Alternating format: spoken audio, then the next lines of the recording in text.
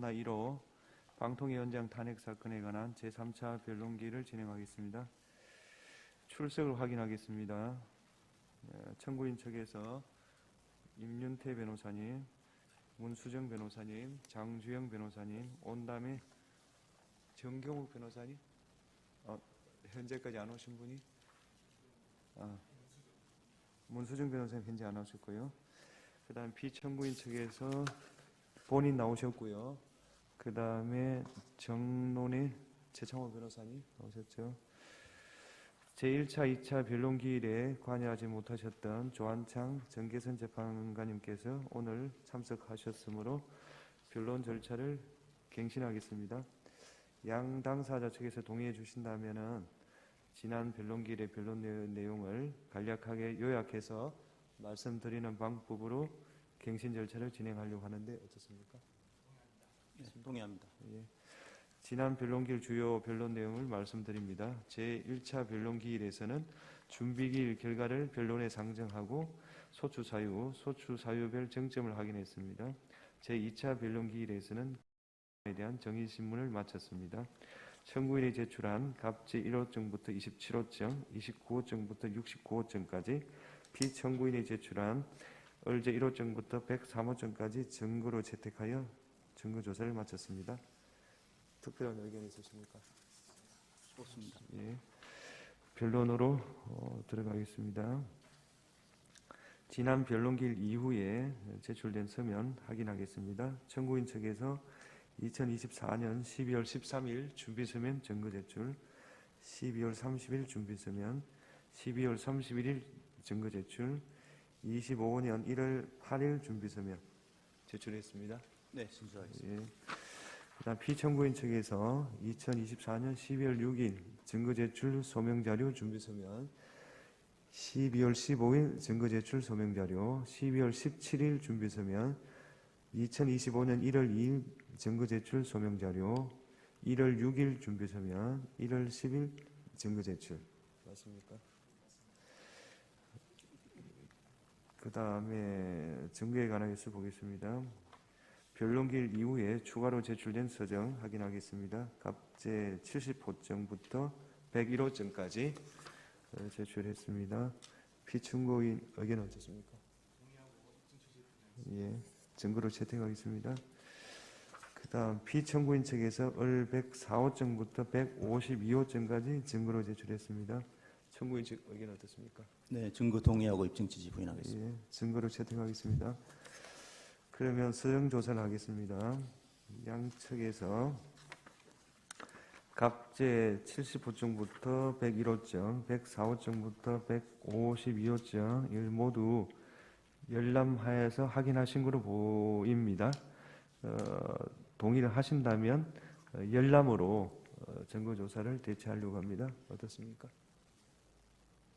청구인 측 어떻습니까? 네, 좋습니다. 네, 예, 동의합니다. 예, 그렇다면 재판부와 양 당사자 측이 열람한 것으로 개별 증거 조사를 대체하도록 하겠습니다. 아직까지 증거 채택하지 않은 나머지 증거들은 모두 기각하겠습니다. 다음 마지막으로 종합 의견 듣겠습니다. 우선 청구인 측에서 종합 진술 40분 범위 내에서 해주십시오.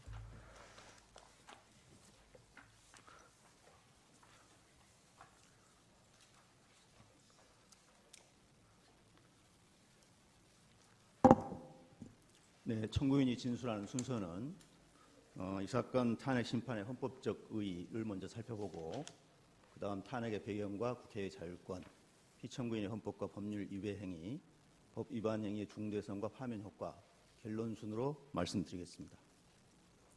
이 사건 탄핵 심판의 헌법적 의의를 보면 국가는 개인이 가지는 불가침의 기본적 인권을 확인하고 보장할 의무가 있습니다. 민주공화국에서 주권자의 핵심적인 자유는 언론의 자유이고 이 언론의 자유에 방송의 자유도 포함됩니다. 방송법이 보장하는 방송 편성의 자유와 독립은 언론 자유의 전제 조건이라고 할 수 있습니다. 방송사 경영진이 보도를 통제하고 프로그램 제작에 간섭하고 출연자를 배제하는 등 행위를 할 경우 정확하고 다양한 정보와 견해를 수집하고 전달하는 행위가 차단됨으로써 올바른 여론 형성을 방해하게 됩니다. 이는 언론의 자유를 침해하고 민주주의의 훼손을 가져올 수 있습니다. 한정된 주파수를 사용 허가를 받은 방송, 특히 공영방송의 이사와 경영진을 구성하고 운영하는 것은 언론의 자유 보장과 직결된다고 하겠습니다. 방송사 경영진의 기업 경영의 자유도 언론의 자유를 침해하지 않는 범위 내에서 허용되어야 한다는 것이 저희는 헌법 정신이라고 보고 있습니다. 따라서 이 사건의 헌법적 함의를 살펴볼 때 위법한 이인 의결과 공영방송 이사 선임으로 인하여 경영진을 교체하고 방송을 장악하고 공영방송을 둘러싼 노사 대립과 파업이 발생하고 그럴 경우 언론 자유를 보장하는 헌법에 위배되는 상황이 발생하기 때문에 헌법 소의 관점에서 살펴봐야 한다고 보고 있습니다. 또한 합의제 행정기관의 구성과 운영에서 법치주의, 국회의 자율권과 권력 분립에 위배되는 것이 아닌가라는 점도 고려돼야 합니다. 탄핵의 배경과 국회의 자율권을 살펴보겠습니다. 피청구인 임명되기 이전부터 이인 의결이라는 법 위반 행위가 반복되었습니다. 상임위원 5명 중 2사람만으로 의결하는 위법은 이동관, 김홍일 전 방통위원장, 이상인 직무대행의 탄핵소추 발의안에서 탄핵소추 사이에 포함되었습니다. 이 3사람은 탄핵소추안이 발의된 직후 사퇴했고요. 대통령의 면직 재가로 결국 국회에서 탄핵소추 의결이 이루어지지 못했습니다. 헌법재판소에서 법 위반 행위 여부에 관한 판단도 역시 이루어지지 못했습니다. 그 이후 대통령은 후임 방통위원장을 임명하고 이인 의결을 계속해 왔습니다. 이것이 이 사건 탄핵소추가 반복된 원인이 되었다라고 저희는 보고 있습니다. 피청구인 역시 대통령이 임명한 2사람만으로 의결을 강행을 했고 이 사건 탄핵 사유에도 포함되어 있습니다. 방통위원회 임명이 좀 지연되었고요. 이와 관련해서 여야 간의 의견 대립이 있었습니다. 국회는 23년 3월 30일 최민희를 방통위원으로 추천안을 의결을 했습니다. 방통위가 법제처에 결격사유 조회를 했고요. 그 사이에 국회 입법조사처에서는 결격사유가 인정되지 않는다라는 의견을 밝히기도 했습니다. 그럼에도 법제처는 7개월 넘게 회신을 하지 않았습니다. 그 사이에 대통령의 임명이 지연되었고요. 최민희는 7개월여 만에 사퇴를 했습니다. 이 상황이 장기간 국회가 방통위원을 추천하지 않는 그런 원인을 초래했다고 저희는 보고 있습니다. 왜 임명을 하지 않는지, 왜 임명이 지연되는지에 대한 공식 통보도 7개월 동안 전혀 없었습니다. 그런데 임명이 지연된 기간 동안에 대통령이 임명한 2사람의 위원으로 의결이 반복되었습니다. 이것을 볼 때 대통령이 임명한 2사람만으로 의결을 강행하기 위해서 야당 추천 최민희 의원을 임명하지 않은 것이 아닌가라는 의심을 사기에 충분합니다. 그렇다면 이인 의결의 위법을 이인 의결을 계속 강행한 방통위가 자초한 것이 아닌가 저희는 그렇게 보고 있습니다.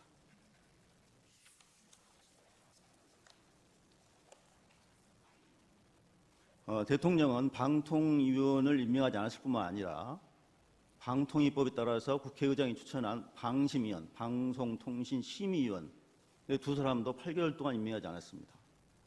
그 사이 임기가 종료되어서 결국 임명이 불발되었습니다. 정원 9명 중 대통령 임명 3사람의 위원만으로 의결을 계속했습니다. 그러니까 방통위원뿐만 아니고 방심위원도 공식적인 이유도 없이 임명하지 않는 지연시키는 이유를 통보하지 않고 임명하지 않았습니다. 야당은 2024년 9월에 방통위원 추천을 시도하다가 중단했습니다. 여당의 원내대표가 방통위원 추천은 이 사건 탄핵 심판에 개입하는 행위이다. 탄핵소추 철회 후에 여야 합의로 3인을 추천하자라고 주장을 했고요. 여당 과방위 간사도 같은 의견이었습니다. 이렇듯 국회에서 추천하는 것은 여야 간의 교섭단체 간의 여러 가지 의견 차이, 대립이 있기 때문에 지연될 수 있다라는 점을 우리는 알 수 있겠습니다.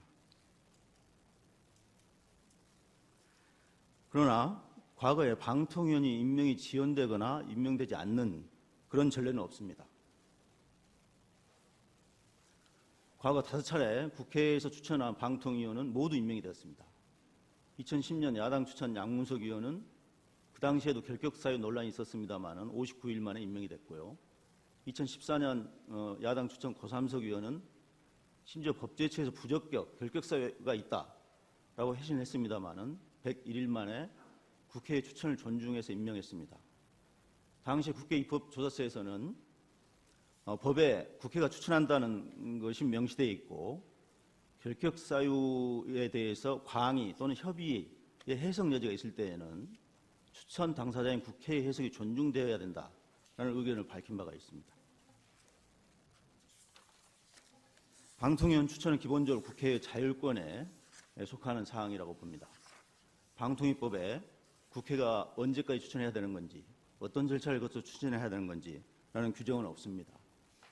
헌법재판소도 헌법은 국회 운영의 폭넓은 자율권을 인정하고 있고 이는 입법, 재정, 견제, 인사기능, 국회가 갖고 있는 기능의 실효성을 높이기 위해서 필요 불가결하다라고 판단한 바 있습니다. 따라서 헌법재판소를 포함한 제3의 기관이 국회의 자율권에 속하는 사항이 정당한지 여부를 판단하는 것은 권력분립 원칙, 또한 헌법기관인 국회 위상과 기능에 비추어 봐서 바람직하지 않다라고도 판단했습니다. 국회 방통위원 추천도 국회의 폭넓은 자율권 영역에 속합니다. 국회 추천이 지연됐다고 해서 그것이 정당하냐, 정당하지 않느냐라는 판단을 하게 되면 권력분립 원칙에 위배되고 헌법이 허용한 국회의 자율권을 존중하지 않는 결과가 됩니다. 방통위의 모델이 된 미국 연방통신위원회 FCC도 한 명의 위원이 상원이 인준을 지원하는 바람에 2년 만에 임명이 됐습니다. 5명의 위원으로 구성되는데 같은 정당 소속 위원은 3명을 초과하지 못하도록 되어 있습니다. 그렇다면 한 명이 임명되지 않은 상황에서 2대2로 의견이 대립되는 안건은 결국 의결을 못했습니다. 그럼에도 불구하고 상원의 인준권을 존중하면서 2년 동안 기다려왔다라고 볼 수 있겠습니다. 그 다음 피청구인 헌법과 법률 위배 행위를 보겠습니다. 2인 의결의 위법입니다. 방송 자유와 공공성, 공익성을 위한 입법적 결단에 따라서 합의제 행정기관으로 방통위원회가 설립되었습니다. 방통위의 모델이 된 FCC, 미국 연방통신위원회는 정족수가 3인이다라고 규정이 되어 있습니다. 독일 행정절차법도 위원회 합의제 기관의 정족수는 최소 3인 이상이다라는 규정을 확인하는 의미에서 마련해 두고 있습니다. 합의제 행정기관에서 2명만 임명될 경우에는 만장일치가 아니면 의결이 불가능합니다. 이는 합의제 기관의 속성에 위배된다. 저희는 그렇게 보고 있습니다. 방통위 역시 2008년 설립되고 2023년 7월까지 그러니까 이동관 방통위원장이 2인 의결을 하기 전까지 방통위에서 2인 의결을 한 전례가 없습니다. 합의제 기관의 본질에 충실한 운영을 위해서 그랬다고 생각합니다. 방통위법 제정 당시에 정부안은 상임위원 5명을 모두 대통령이 임명하는 안이었습니다. 그러나 국회와 법안 심사 과정에서 5명 중에서 국회 추천 3명, 여당 1인, 야당 2인 추천으로 변경해서 법을 제정을 했습니다. 방통위가 설립되면서 폐지된 기능이 일부 중복되어서 폐지된 구방송위원회도 전체 위원 9명 중 6인을 국회에서 추천하도록 그렇게 돼 있었습니다. 현재 방통위법은 위원 결연 시에 지체 없이 보궐위원을 임명하도록 규정하고 있습니다. 대통령이 임명한 국회가 추천한 위원 없이 대통령이 임명한 2사람, 피청구인과 상임위원 2사람만의 의결은 합의제 행정기관의 입법 목적에 위배된다고 볼 수 있습니다. 그 다음 회의 개최와 관련해서도 이틀 전에 회의 일시 장소 상정 안건을 통지하도록 규정을 했습니다마는 긴급하거나 부득이한 사유가 없음에도 불구하고 이 통지를 하지 않았습니다.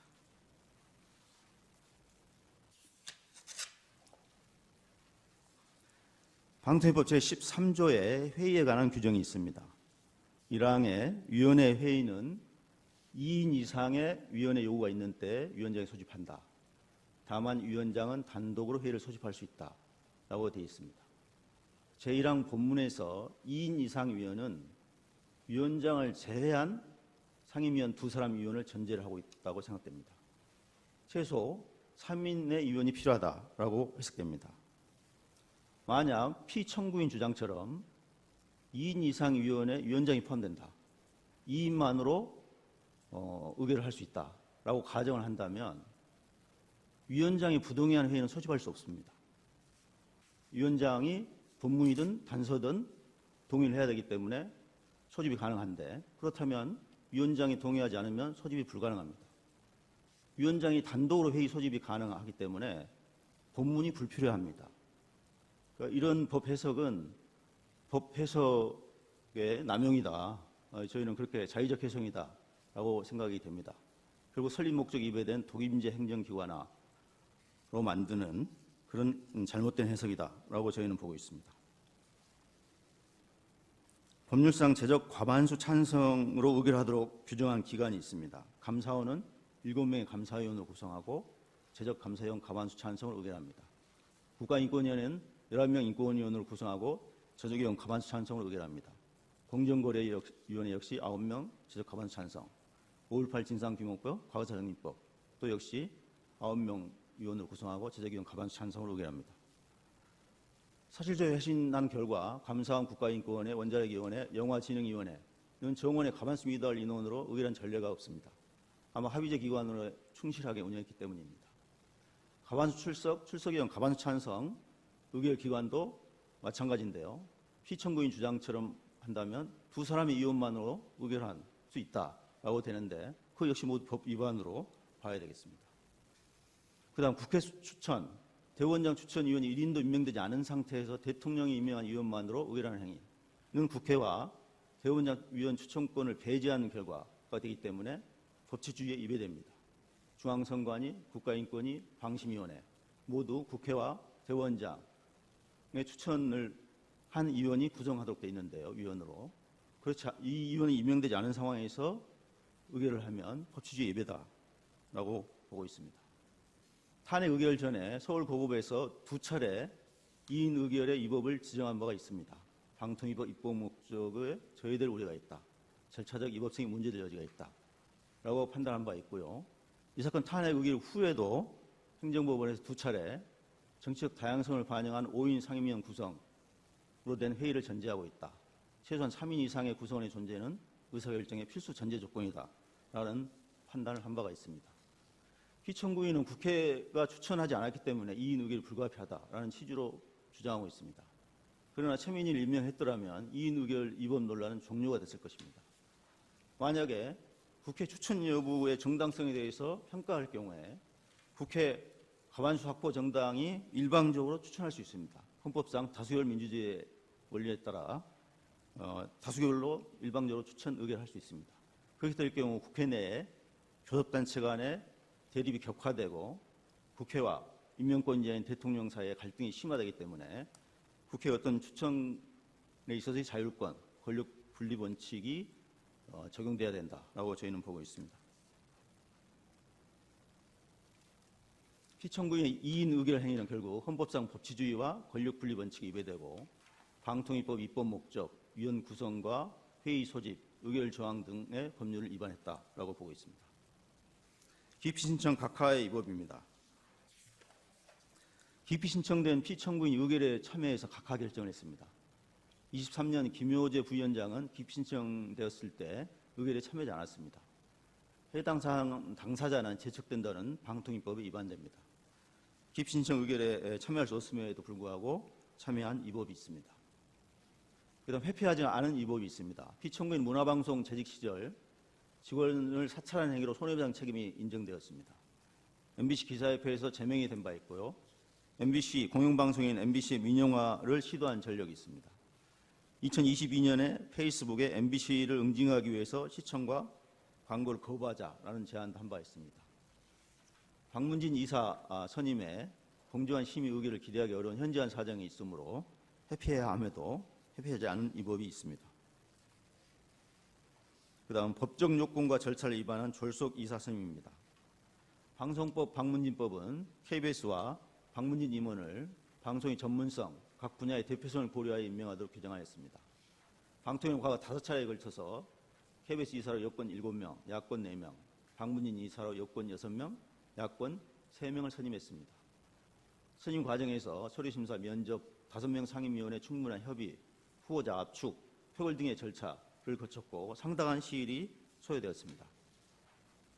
그런데 피청구인 임명 당일에 같은 날 임명된 김태규 의원과 약 1시간 35분 동안 토론 없이 7, 8차례 투표를 반복해서 선임을 했습니다. KBS 지원자는 52명, 방문진 이사 지원자는 31명, 총 83명의 지원 서류는 1,600쪽에 이르고 국민 의견 수렴 결과는 454건이었습니다. 사무처는 지원 서류와 결격 사유 등을 정리하지 않고 접수 서류 그대로 피청구인에 전달했습니다. 야당과 여당을 포함해서 42여 개 정당에 당적을 조회했습니다마는 이 당적 조회가 미착된 상태로 심사 선임 의결이 이루어졌습니다. 결격 사유가 제대로 확인이 안 됐다는 의미입니다. 방문진 이사로 선임된 지원서에 허위 경력을 기재한 사실이 나중에 밝혀지기도 했습니다. 이렇듯 단시간 내에 법적 요건에 맞춰서 심사하는 것은 불가능하다.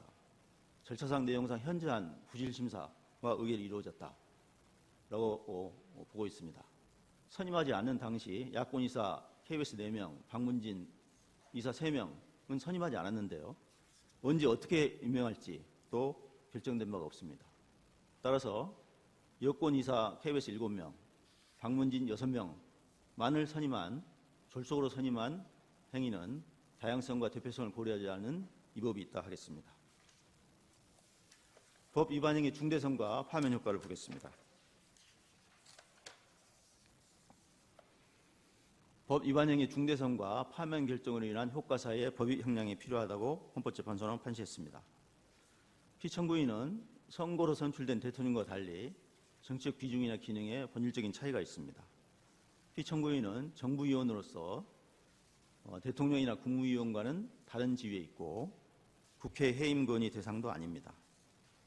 방통위는 국무총리 행정감독권이 배제된 상태고 합의제 행정기관 특성에 맞는 강한 공정성과 독립성이 요구됩니다. 법 위반 행위 중대성을 판단하는 데 있어서 고려해야 될 요소로 먼저 법 위반 행위의 명확성을 살펴볼 수 있다고 봅니다. 합의제 행정기관으로 설립된 입법 목적, 다양성 반영을 위해서 대통령이 지명한 2인과 여야 추천 3인으로 구성한 입법 취지, 또 회의 소집에 위원장 외 최소 2사람의 위원이 필요하다는 해석, 그다음에 방통위 설립 후에 15년간 2인 의결을 한 전례가 없다. 그다음 이틀 전에 통지하는 회의 소집 절차 규정에도 위반했습니다. 2인 의결은 입법 목적에 저해가 되고 절차적으로 위법할 가능성이 있다라고 판시한 고등법원 판결이 2건이 있었습니다. 위법한 기피 신청 각하 및 회피 거부가 있었고요. 임명 당일에 졸속으로 공영방송 이사를 선임했습니다. 이러한 행위, 이러한 법 위반 행위는 명확하고 적어도 법에 위반될 고도의 개연성이 있다고 보아집니다. 그다음 법 위반의 고의성, 고의적으로 피청구인이 법을 위반했다는 겁니다. 직전 3차례 2인 의결 위법 등으로 탄핵 소추가 발의가 됐었고요.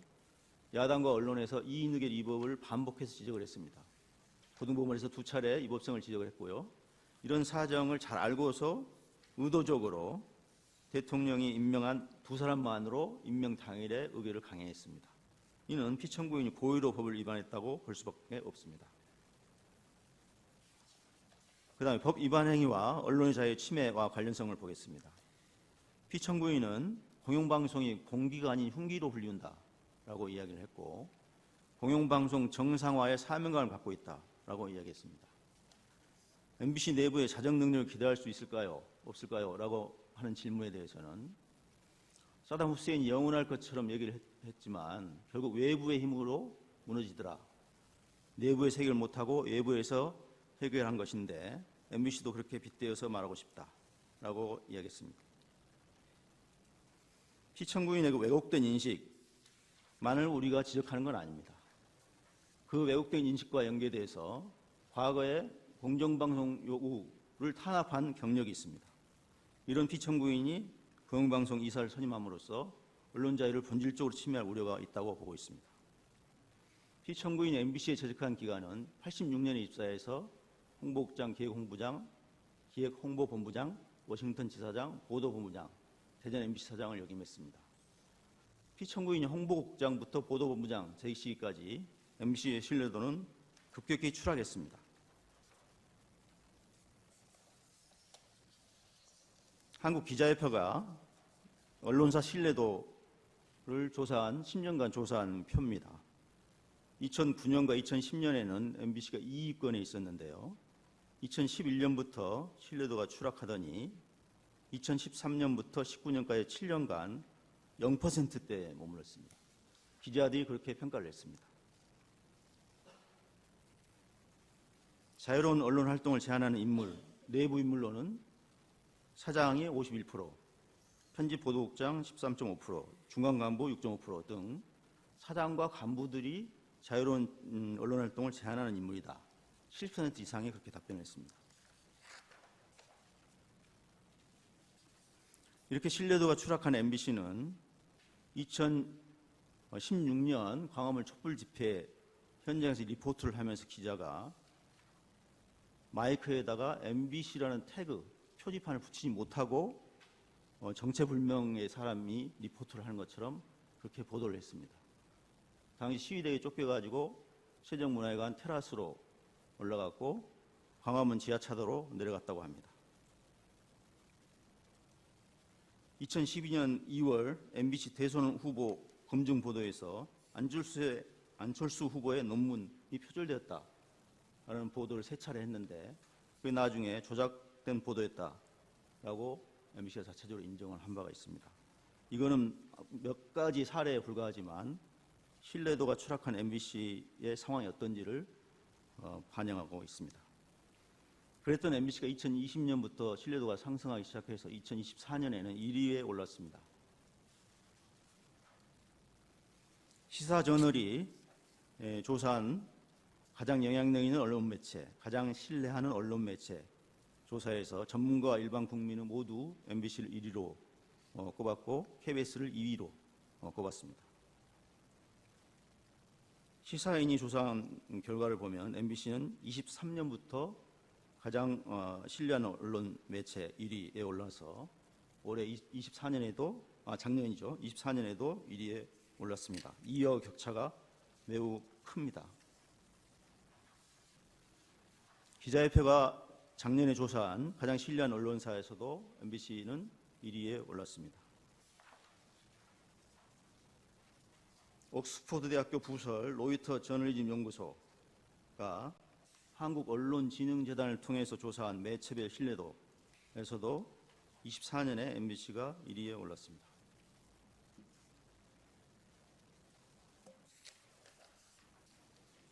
한국갤럽이 분기마다 조사한 한국인이 즐겨보는 주요 뉴스 채널 조사를 보면 MBC는 2013년에 2위권에 있다가 이게 추락하기 시작을 했습니다. 그러다가 2023년부터 다시 즐겨보는 뉴스 채널 순위 1위로 올라가기 시작했고 24년에 2위와 큰 격차로 1위를 차지했습니다.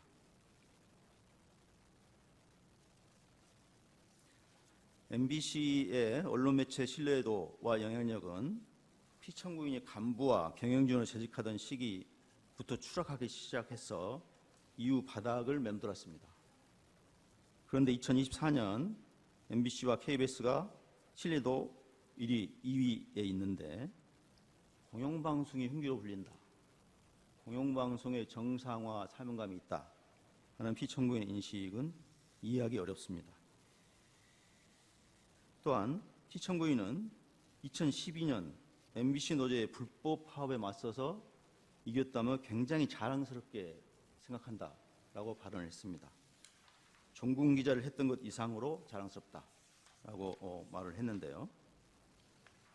그렇지만 2012년 MBC 노조 파업은 정당하다, 업무 방해에 해당되지 않는다라고 대법원에서 무죄 판결을 확정을 한 바가 있습니다.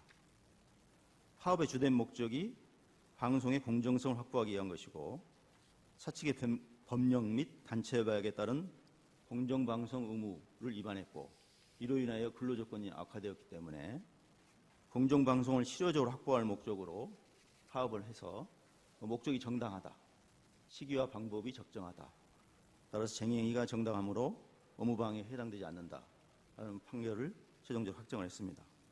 그럼에도 불구하고 피청구인은 2012년 파업이 불법 파업이다 라고 하면서 대법원 판결을 정면으로 부인하고 있습니다. 이러한 반규범적 태도가 이 사건 입법한 이인 의결을 강행하게 된 배경이 있지 않냐, 저희는 그렇게 보고 있습니다. 구체적으로 쟁행위 과정을 서울고등법원 판결이 인정한 사실 통해서 보겠습니다. 초대 방통위원장인 최시중 위원장은 2009년에 역시 마찬가지로 공영방송의 과제는 정상화다라고 이야기하면서 2009년에 박문진 이사를 임명을 했습니다. 이때 임명된 이사들로 구성된 이사회가 2010년 2월 MBC 사장을 선임을 하고 그 이후에 이루어지는 행위가 보도 통제, 프로그램 제작, 불허, 중단, 불방, PD 기자들을 비제작 부서로 배치하고 프로그램 진행자와 출연자를 교체하거나 배제하고 노조 측의 요구에도 불구하고 사측에서는 공정방송협의회 개최를 거부하고 이로 인하여 2011년에 노조가 파업을 했습니다. 사측에서는 불법 파업을 이유로 6명을 해고하고 38명을 징계했습니다마는 법원에서 모두 무효 판결을 받았습니다. 당시 피청구인은 차장에 의해서 홍보국장, 홍보본부장으로 임명이 돼서 이러한 방송 장악에 관여를 했습니다.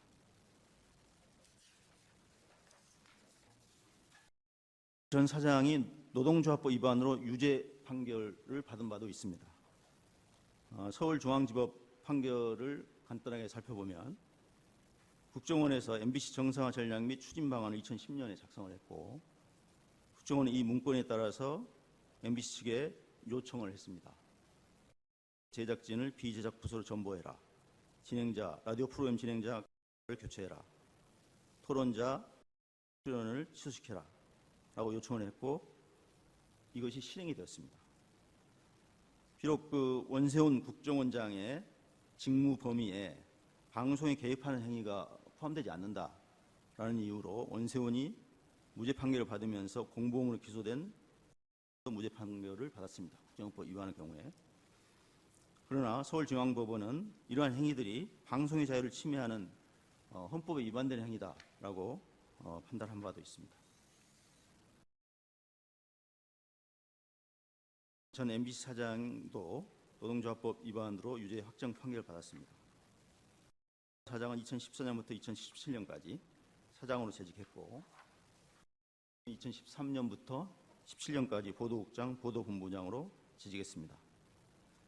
당시 사장은 2012년 파업과 제1노조 활동에 참여하거나 동조하거나 도와준 직원들을 부당하게 전보 인사를 했고 노조 탈퇴 지시, 승진 후보자에서 추천해서 배제하는 등 노조에 개입했다는 이유로 유죄 확정 판결을 받았습니다. 그런데 여기서 피청구인이 이 노조법 위반 행위에 가담한 사실이 법원 판결에서 일부 확인이 되었습니다. 2014년 피청구인을 보도본부장으로 임명을 했고 방출 노조원 명단을 취합한 후에 피청구인 등과 세 차례 인력 재배치 방안, 그 PD나 기자를 비제작 부서로 배치하는 제작하지 못하도록 하는 방안을 협의를 했고 피청구인은 임원회의에서 노조 탈퇴자, 거부자를 보고를 했고 거부자들은 보직이 박탈되고 전보 인사를 당했습니다. 또한 이사회에서 피청구인은 제3노조 수속을 배려를 해야 된다. 경력직의 조직 충성도가 높으니 이들을 많이 활용해야 된다라는 발언을 한 바가 있습니다. 극비야 보도국장인 겸은 방송 장악 방침을 직속 상관인 보도본부장 피청구인에게 받아서 자신은 전달만 했다. 그런데 왜 이준석을 제외하고 자신만 공범 기소했느냐? 이는 기소 독점권의 남용이 아니냐라는 항변을 하기도 했습니다. 이런 사실에서 볼 때 피청구인이 방송 자극과 노동 탄압에 가담한 사실이 법원 판결에 의해서 확인이 되고 있습니다. 피청구인뿐만 아니라 피청구인 선임한 방문진 이사들도 마찬가지로 방송 장악에 가담을 했습니다. 사장위에서 시사교양국장이 임명되고 제작진 제작 업무 배제 인사조치를 실행한 바가 있고요. 또 사장위에 라디오 본부장으로 임명되었습니다. 라디오 진행자 하차시키고 출연을 취소시키는 그런 실무를 실행한 바가 있습니다. 이처럼 반헌법적 인식과 방송 장악 경력을 가진 피청구인이 공영방송 이사를 선임을 했습니다. 그 이후 경영진을 교체하고 방송을 장악하고 공정방송을 둘러싼 노사 갈등이 일어날 가능성이 매우 높고 노조 탄압, 이로 인하여 언론 및 방송의 자유가 침해될 우려가 매우 크다. 방송의 공적 책임 수행에 직접 위협이 될 가능성이 있다라는 측면에서 피청구인의 이 사건 법 위반 행위는 매우 중대하다고 평가돼야 합니다. 그다음 헌법소 의지 결의를 보겠습니다. 피청구인은 정당한 파업이다, 노동조합법 위반이다라는 법원 판결을 정면으로 부정하고 있습니다. 오히려 불법 파업이다라고 이야기하면서 이에 맞서서 이겼다라고 자랑스럽게 이야기했습니다. 피청구인이 언론 자유 및 노동 탄압을 한 경력이 있고 이런 것들은 헌법 질서에 미치는 부정적 영향이 엄중하게 평가돼야 한다라고 보고 있습니다. 과거에 자신의 잘못을 반성하지도 않고 있고 불법 행위의 정당성을 강변하고 있습니다. 나가서 이 사건 탄핵 심판 소추안 의결 이후에 직무정지 중에 유튜브에 출연을 해서 보수의 여전사로 불리운다. 가짜 좌파들과 싸우는 전사가 필요하다. 또 야당을 내로남불 다수 독재라고 비난하면서 헌법상 공무원의 정치적 중립 의무를 위반한 바도 있습니다. 야만에 맞선 나의 길, 나의 싸움, 나의 사명이라는 유튜브에 출연을 해서 지금 발언하고 있는 그런 화면입니다.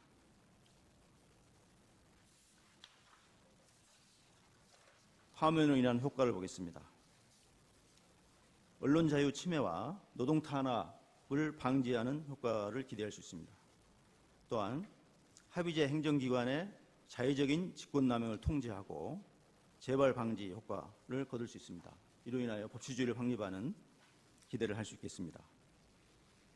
두 사람 의결에 따른 각종 행정 처분에 대해서 취소소송, 그다음에 집행정지소송 등 여러 분쟁이 지금 계속되고 있습니다. 이런 분쟁을 종식하는 효과와 비용을 감소하는 그런 효과도 기대할 수 있습니다. 결론적으로 이 사건 탄핵 심판에서 권력남용을 통제함으로써 국민의 자유와 권리를 보호한다는 사실이 확인되어야 합니다. 헌법과 법률에 따른 적법한 행정에 대한 국민 신임을 배반한 피청구인을 파면하여 얻는 헌법 소이익이 압도적이라 하겠습니다. 피청구인을 파면해 주시기 바랍니다. 마치겠습니다. 청구인 대리인 문수정 변호사님 나오셨죠? 예, 피청구인 측에서 30분 범위 내에서 종합 진술해 주십시오.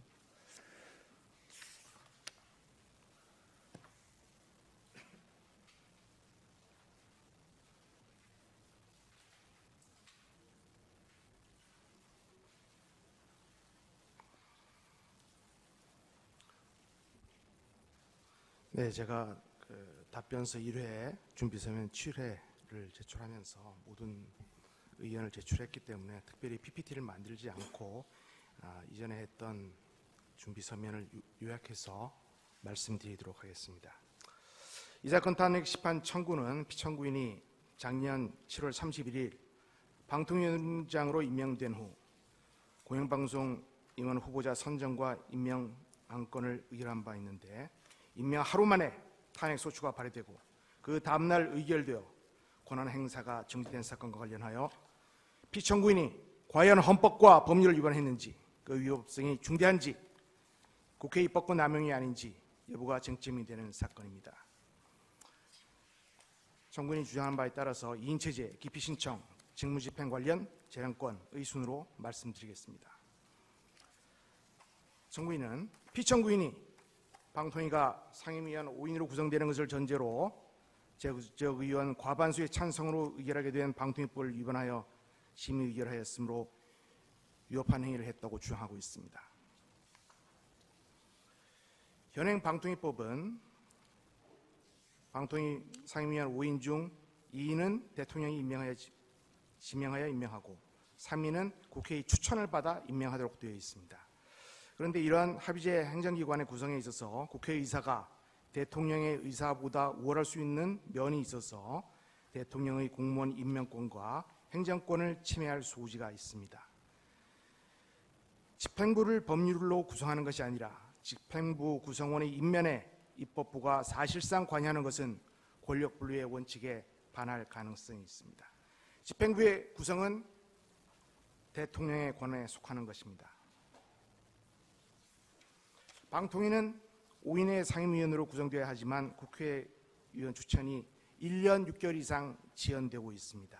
그래서 불가피하게 인체제로 유지될 수밖에 없는데 이러한 상황에서 부득이하게 행하여진 심의 의결이 위협하다면 국회의 고의적인 상임위원 및 추천은 1년 6개월 전에 이미 집행부를 무력화시킨 조치라 하지 않을 수 없습니다.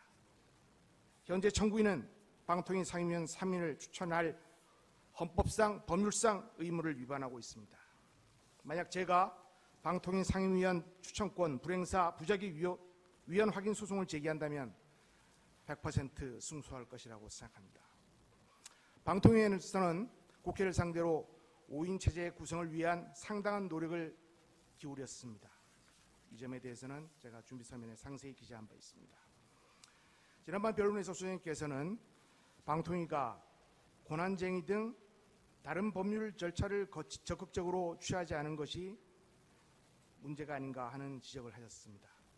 하지만 행정부처가 국회를 상대로 권한쟁의 심판을 청구하는 것은 쉬운 일이 아닙니다. 국회로부터 상당한 불이익을 감수해야 하기 때문입니다.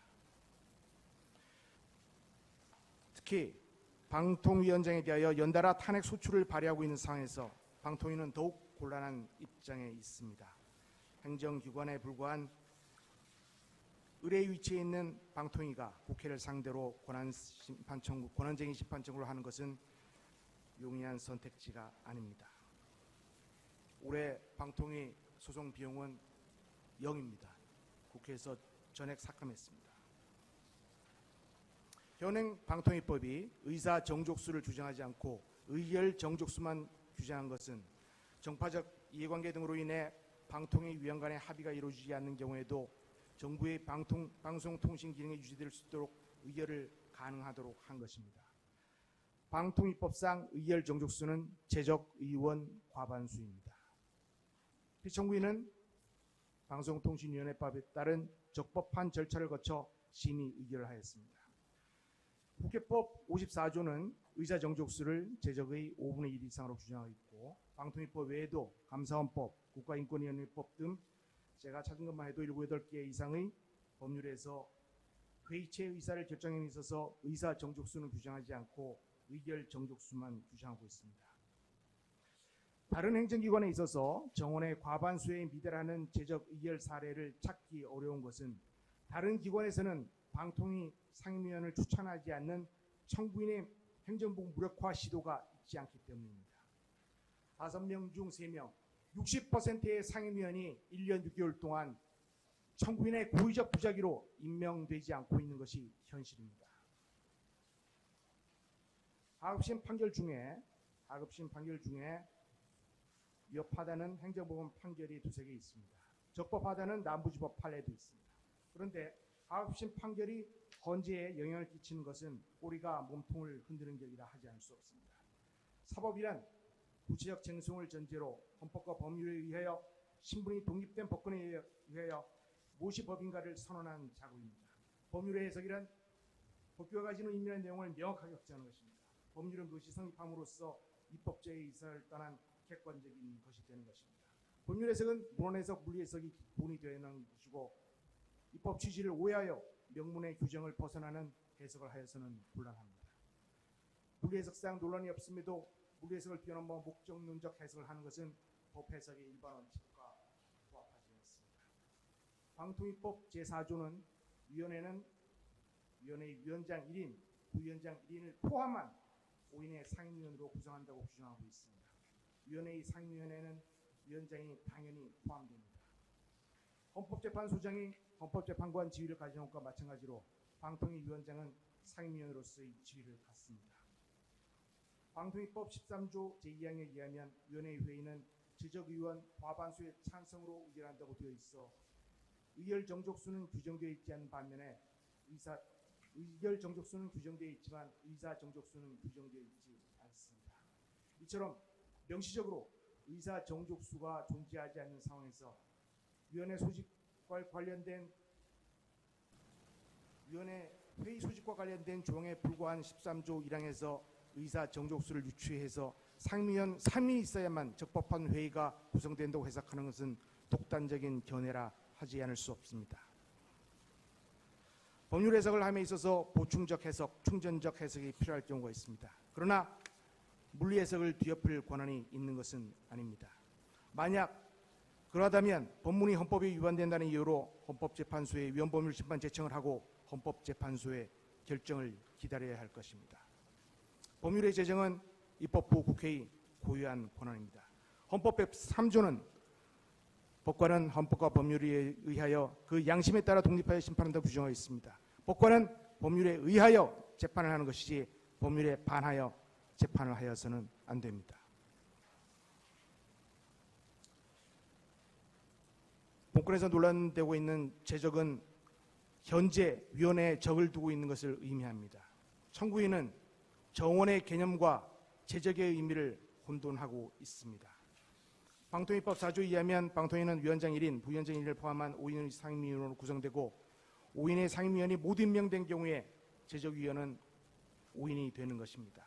방통위법 7조에 의하면 결혼이 생겼을 때에는 지체 없이 보궐위원을 임명하여야 한다고 되어 있는데 이는 일정 경우에 제적위원 5인이 아닌 경우에도 존재하고 있음을 의미한다고 할 것입니다.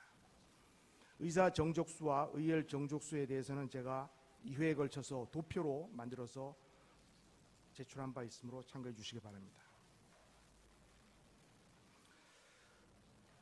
국회 추천 몫으로 남겨진 3인의 상임위원을 충원하지 못하는 것은 국회에서 상임위원을 추천하지 않았기 때문입니다.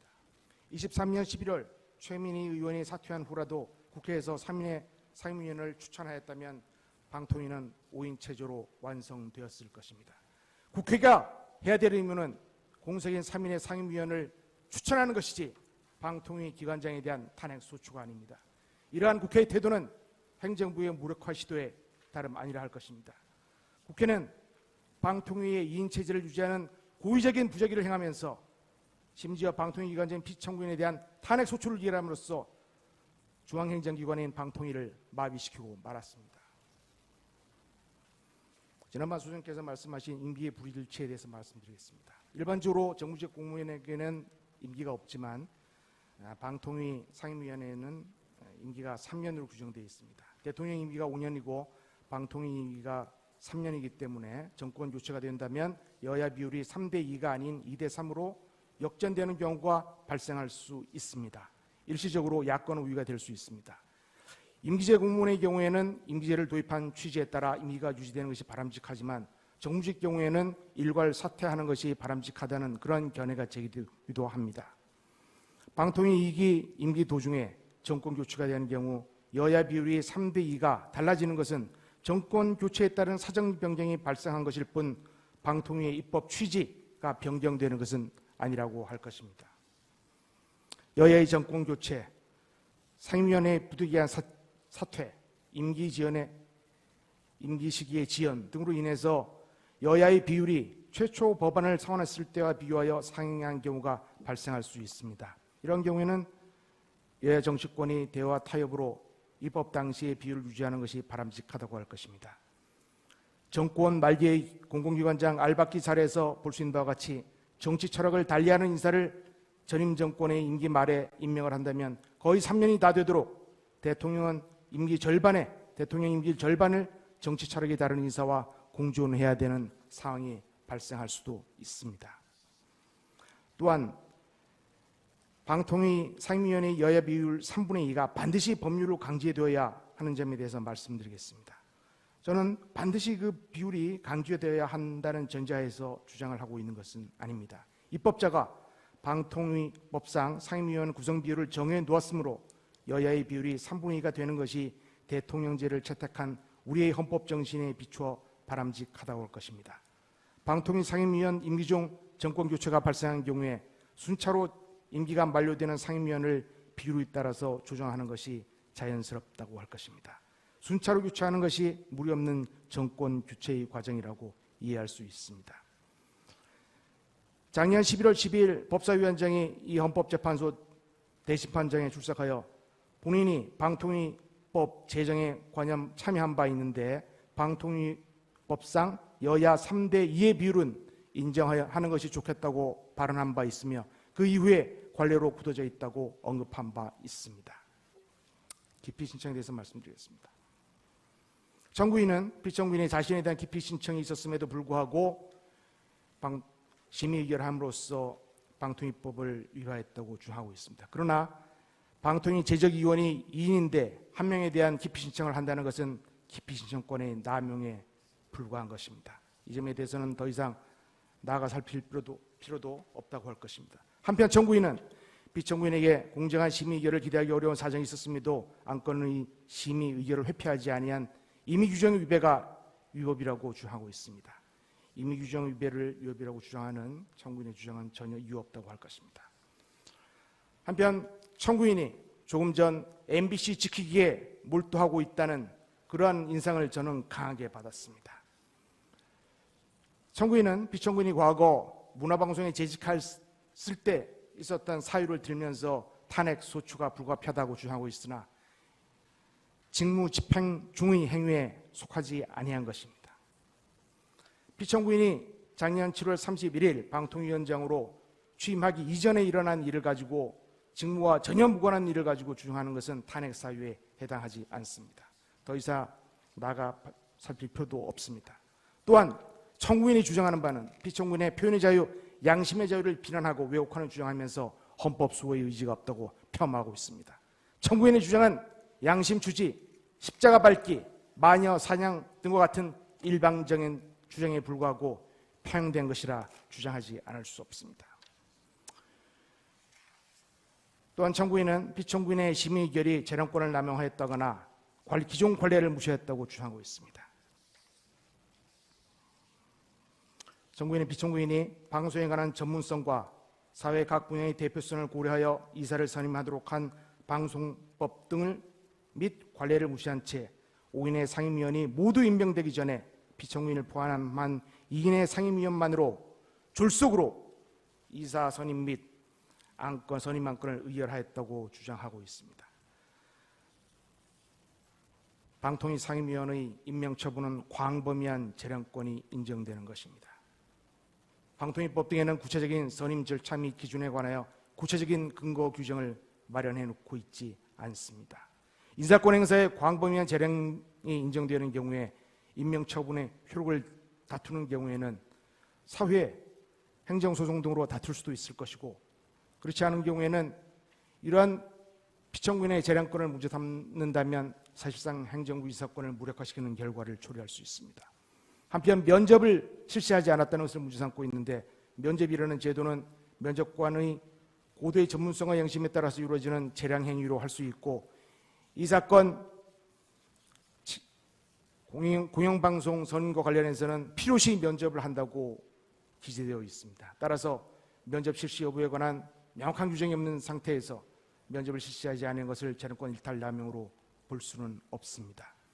방통위 규칙 3조 사항에 따르면 원칙적으로 회의의 일시장소 및 상정 안건을 정하여 개최 이틀 전에 위원에게 통지하도록 하고 있으나 예외적으로 긴급을 요하거나 부득이한 사유가 있는 경우에는 그렇지 않다고 규정되어 있습니다. 피청구인이 작년 7월 31일, 8월 12일 및 8월 말일에 각 임기가 만료되는 이사들의 후임을 선임하고 추천하는 행위가 재량권을 일탈 또는 남용하였다고 볼 수 없습니다. 정부인은 피청구인이 국회에서 후임 상임위원을 추천할 때까지 기다려야 한다라고 주장하고 있으나 지금 기다린 지가 1년 6개월이나 지났음에도 불구하고 5인 체제로 구성되지 않고 있습니다. 헌재 결정에 의한 상당 기간을 동원했음이 명백합니다. 국회는 1년 6개월이 지나도록 상임위원 3인을 추천하지 않고 있습니다. 이러한 국회 규칙사로 인해서 2인 체제가 유지되고 있고 이러한 상황에서 청구인이 피청구인을 탄핵 소추하는 것은 부당하다고 할 수 있습니다. 또한 청구인은 의사에 관한 결정에 대해서 방청의 자유를 보장하지 않은 것이 위법하다고 주장하고 있으나 인사에 관한 회의에서 공개를 하는 경우는 없는 것으로 알고 있습니다. 한편 청구인은 피청구인이 졸속 심의를 했다라고 주장하고 있습니다. 심의 기록이 1600페이지라 하더라도 1000페이지는 입증 자료에 불과하고 600페이지 정도가 80여 명의 자료입니다.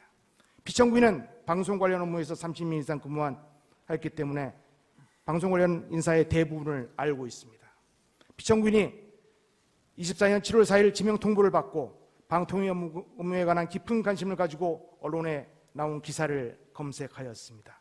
피청구인은 방통위원장으로 임명될 경우에 가장 시급한 일이 임기가 임박한 공영방송이사의 선임이라고 생각하고 공영방송이사 지원자의 국민 의견 수렴 기간 중에 지원자의 지원서, 언론 기사를 검색하면서 지원한 후보자에 관한 내용을 알아보았습니다. 따라서 이런 과정을 거친 공영방송이사 선임에 관한 심의결이 출속이라는 청구인의 주장은 전혀 사실이 아닙니다. 중대성에 대해서 말씀드리겠습니다. 피청구인은 고의적으로 헌법이나 법률을 위반하여 이 사건 심의결에 이른 것이 아닙니다. 피청구인은 방통위에서 외부 자문을 거친 결과 비록 방통위법상 정원이 5인이라 하더라도 제적이 2인 상태에서 심의결이 위협하지 않다는 복수의 법률적 의견을 참고하여 이 사건 심의 의결에 이르게 된 것입니다.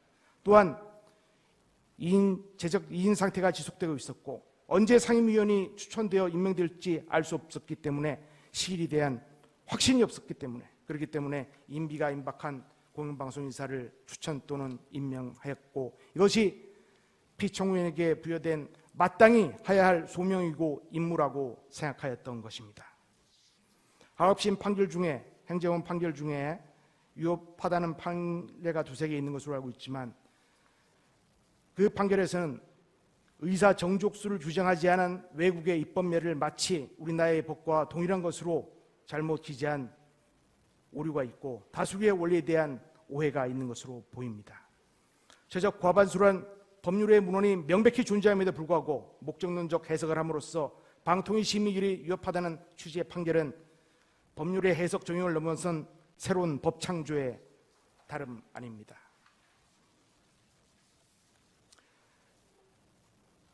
제적 3인 중 1인이 일시적으로 심의결을 하지 못하는 상태가 아니라 제적 2인인 상태가 현재까지 1년 6개월이나 지속되고 있고 이러한 상황에서 방통위원장이라는 공직자의 자세에서 피청구인은 만연의 임무를 방기할 수 없었던 것입니다.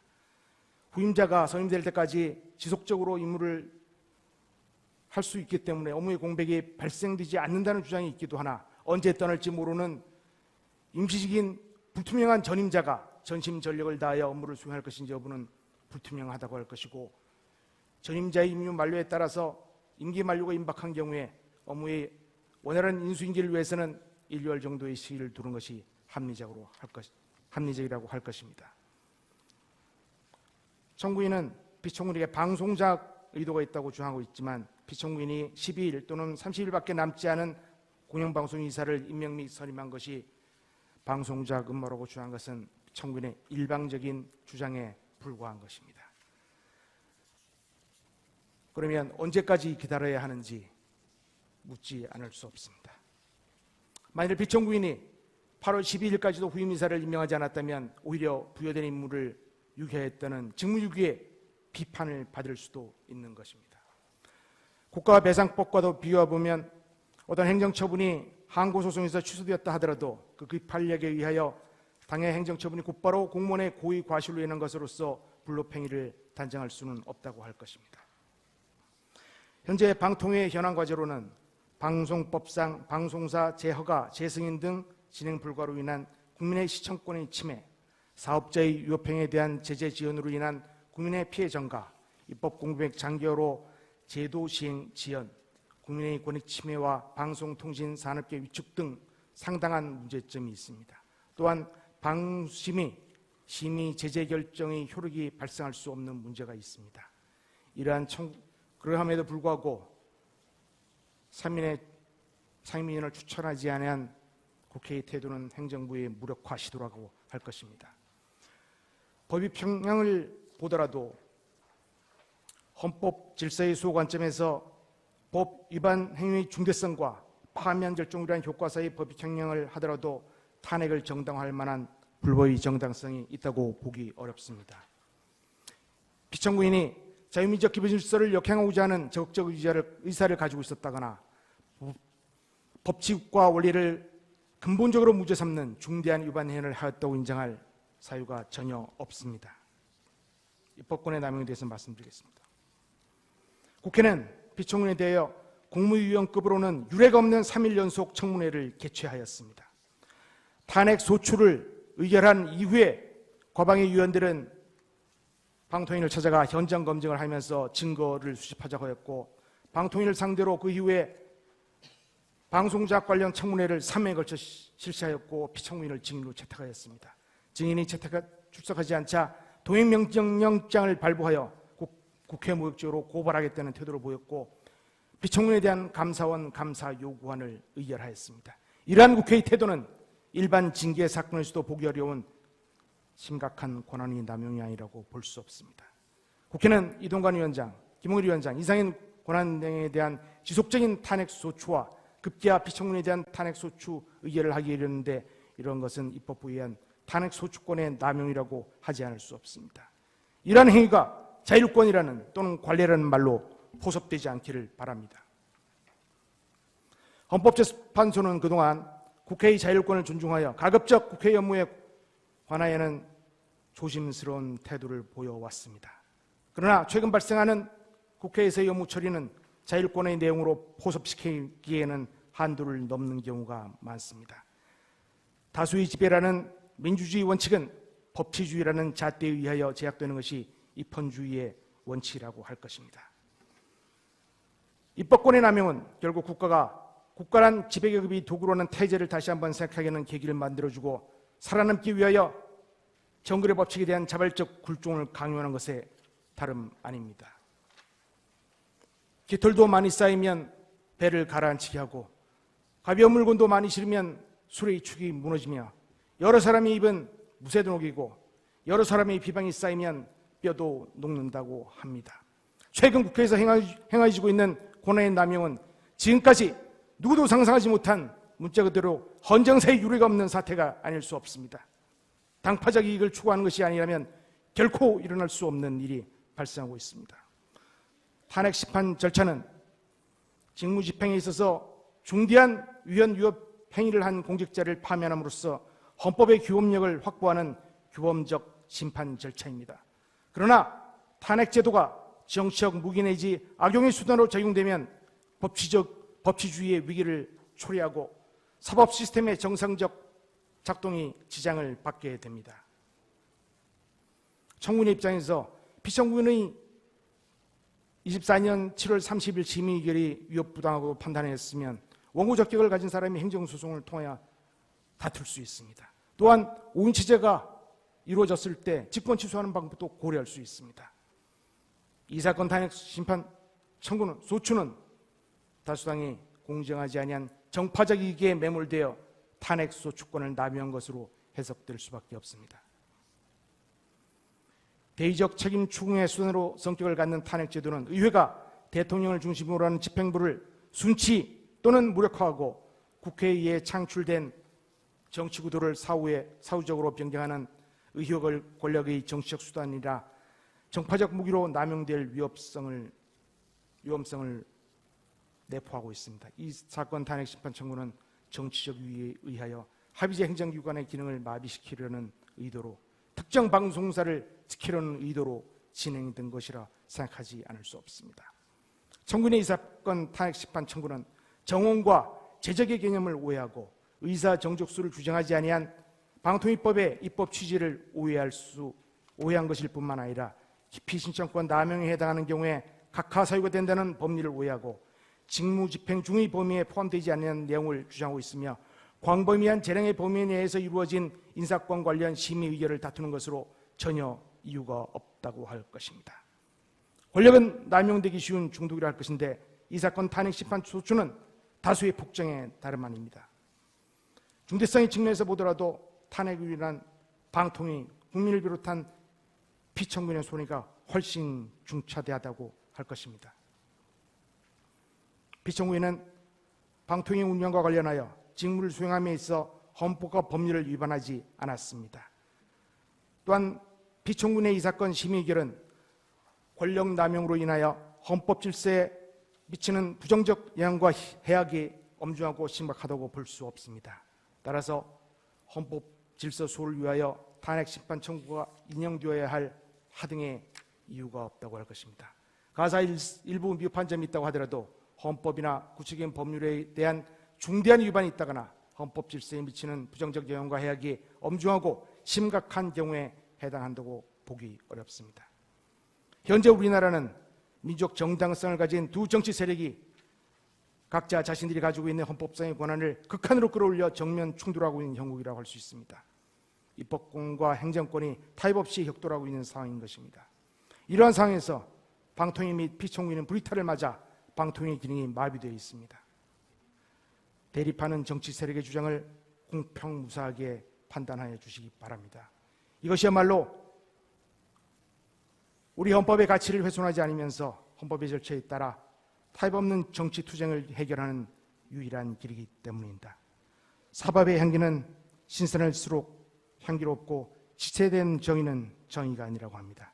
시대의 풍랑 속에서 헌법의 등불을 밝히는 헌법재판소의 빛나는 지혜로 우리나라의 민주주의를 이끌어가는 나침판의 역할을 해주시기 바랍니다. 청구인의 이 사건 탄핵 심판 청구를 기약하여 주시기 바랍니다. 경청해 주셔서 감사합니다. 끝으로 양당 사제의 최종 의견 진술을 듣겠습니다. 청구인 측 소추위원은 불출석하셨고 이 경우는 소추 의결서 정본의 기재사항에 관하여 의견을 진술한 것으로 봅니다. 피청구인 최종 진술하십시오.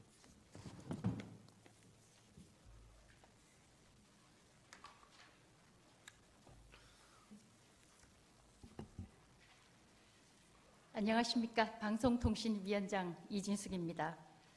제가 2024년 7월 31일 방송통신위원장으로 임명되고 오늘로 꼭 5달 반이 지났습니다. 임명된 지 이틀 만에 탄핵 소추안이 발의돼서 사흘째 되는 날에 소추안이 통과됐습니다.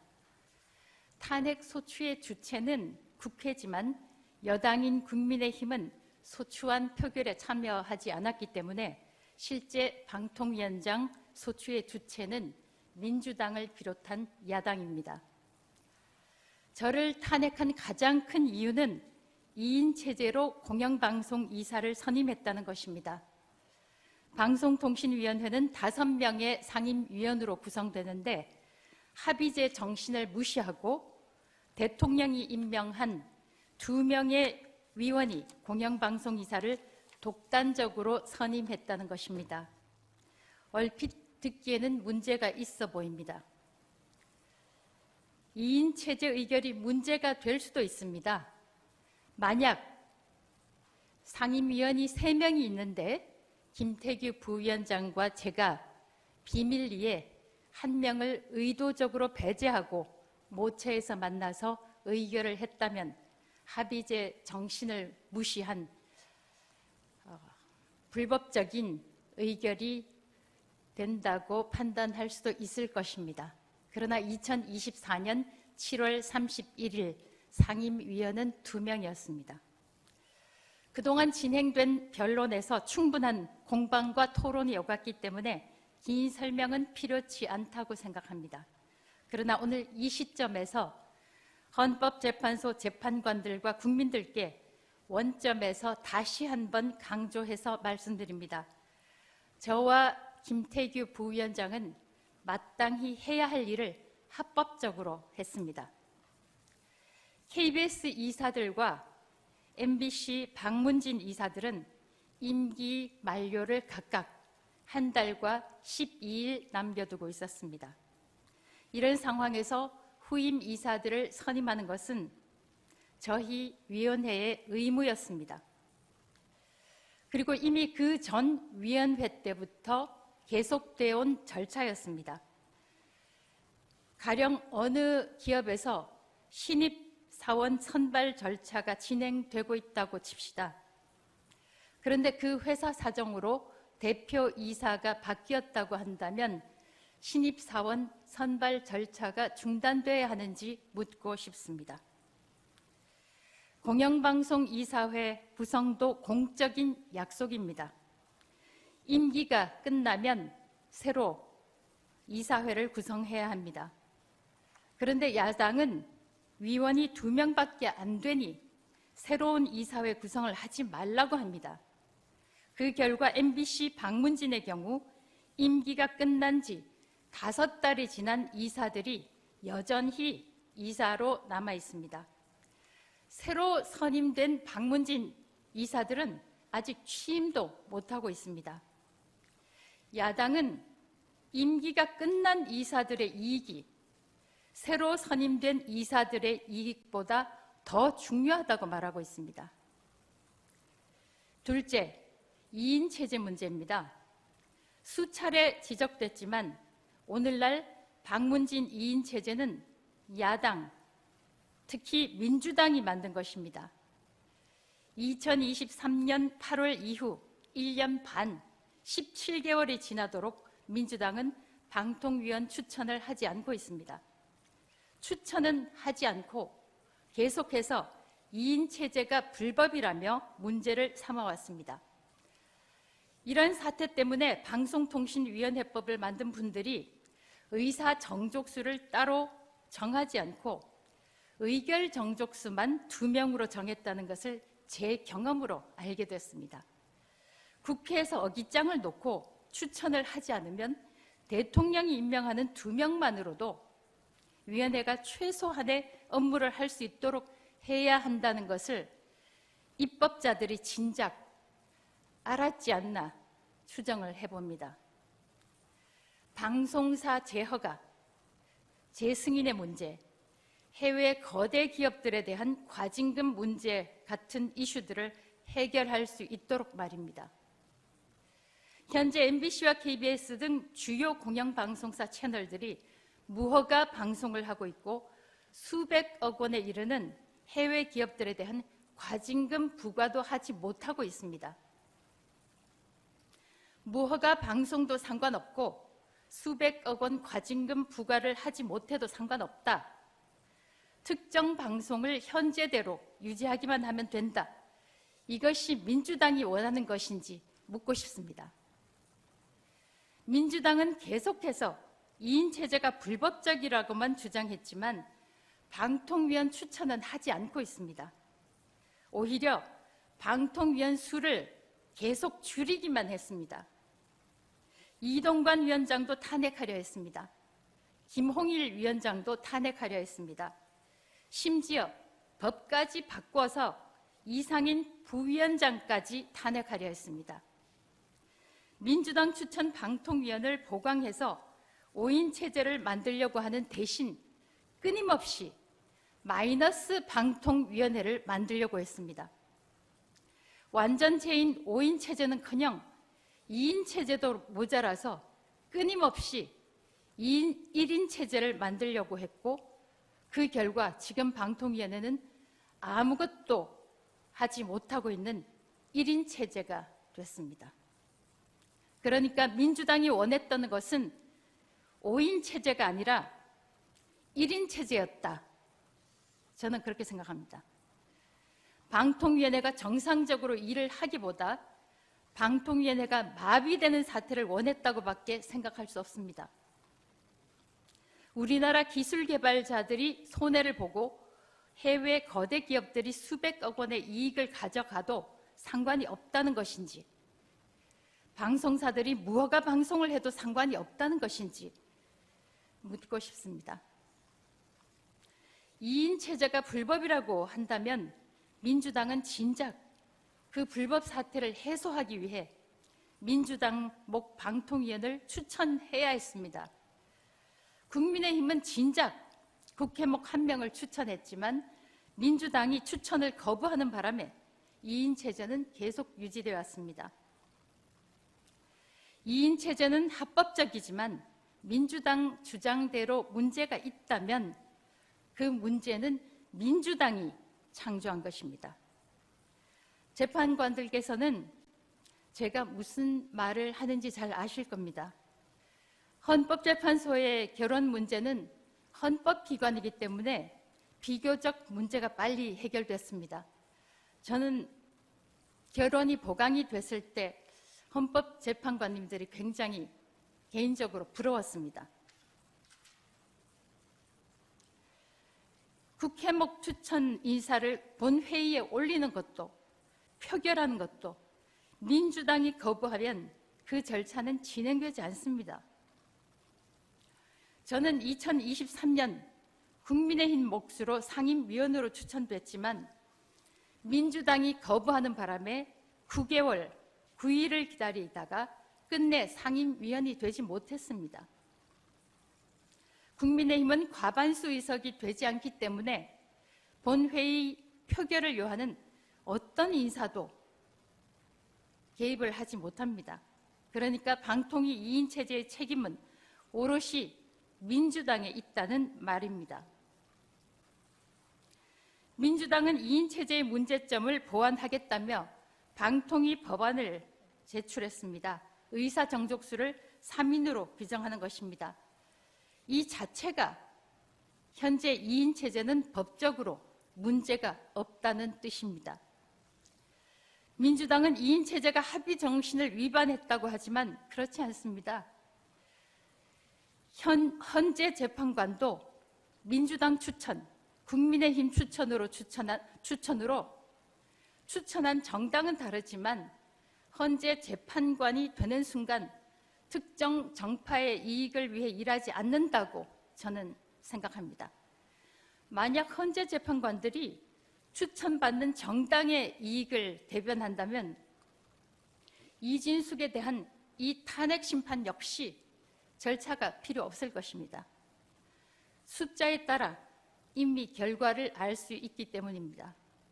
그러나 저는 헌재 재판관들께서 철저하게 법리에 따라 판단하실 것이라고 확신합니다.